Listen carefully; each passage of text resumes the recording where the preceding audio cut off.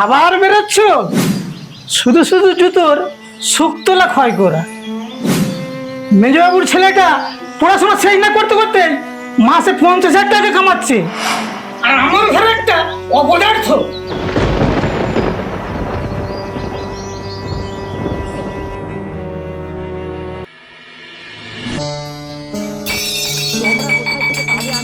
জানি না, আমাকে কিনে দিতে হবে ব্যাগ। আমার এখনই একটা নতুন আইফোন চাই। বন্ধুদের সামনে আমি মুখ দেখাতে পাচ্ছি না। টাকা না দিলে আমি এক্ষুনি বাড়ি থেকে চলে যাব।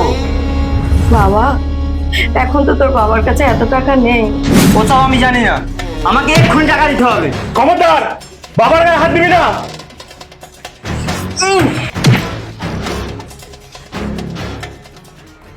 বাবা, আজ একটা ছোট পার্ট টাইম টিউশনি আর একটা ছোট্ট কাজ পেয়েছি।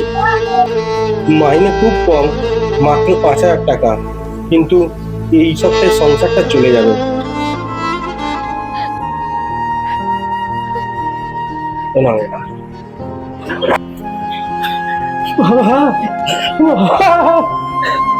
অর্থের চেয়ে চরিত্রের মূল্য অনেক বেশি।